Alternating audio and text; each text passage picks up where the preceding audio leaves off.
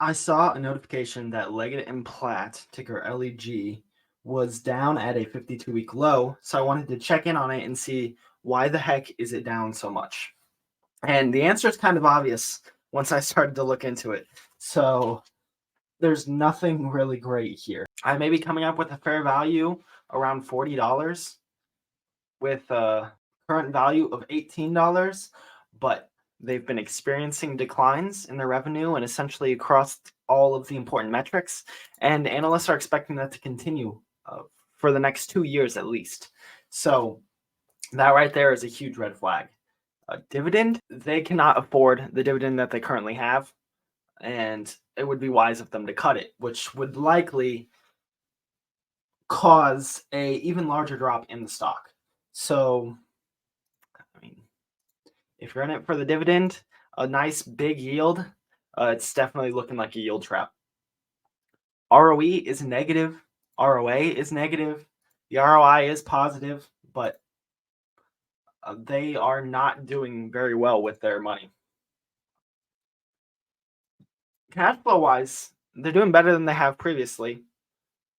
That's a reasonable cash flow yield, but their revenues have not been doing well.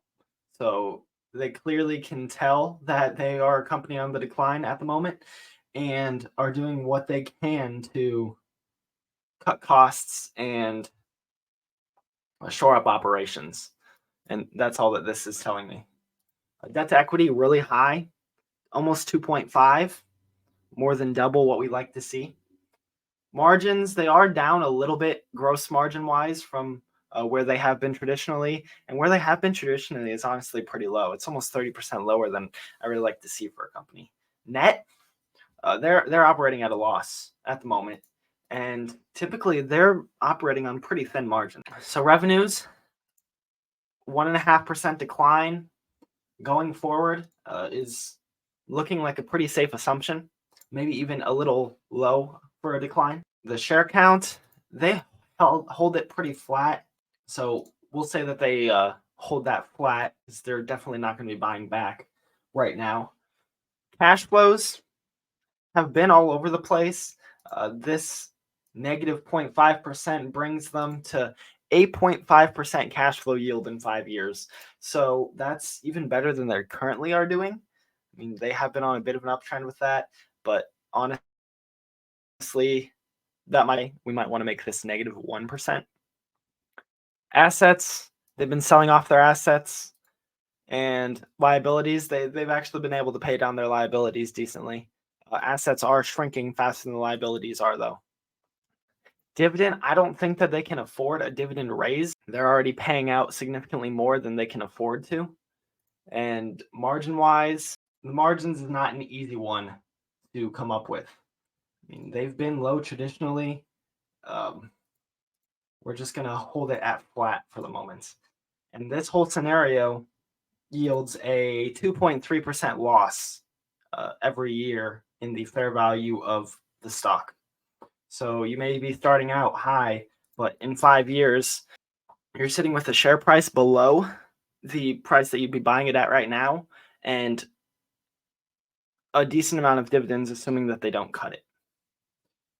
Now, I do feel like this is definitely a dividend that they need to cut, and it seems like a lot of the valuation is baked in with that dividend. So if they are to cut it to a reasonable market value, 3.3% yield, that'd be 60 cents a year. Then that drops everything even further. And in fact, now you're looking at average annual returns of negative 12.5%. And you're sitting on losses for both the 3 and the 5 year time frame. So I don't think that this thing has bottomed out. It'll probably continue to decline if everything continues as it has. Now, if they're able to turn things around, things would be significantly better, but that doesn't look like it's going to happen anytime within the next 1 to 2 years. It'd be a much longer term thing.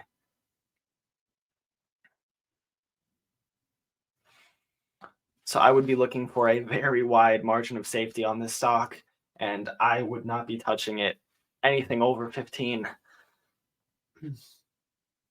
Ideally even lower, but based on the fundamentals, red flag, red flag, red flag. Even when things are good, it's not exactly a good company.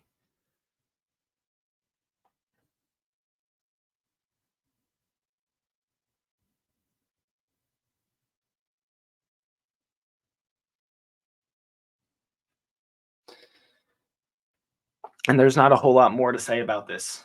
It is the stock that I held previously back when I was obsessed with dividends, and it was a pretty good dividend stock. I did make decent returns. I sold out completely, and I am definitely glad that I did. But the whole furniture sector seemed to be going through some issues right now. We took a look at some others previously that were in a similar condition. So there's always a chance for a sector turnaround, and we might be able to take a look at it again at that point if this is a stock that you guys like. So I want to thank you guys for watching. Please like if you enjoyed the video, comment what other stocks we should take a look at, and subscribe so you can stay up to date with everything. And I'll catch you next time.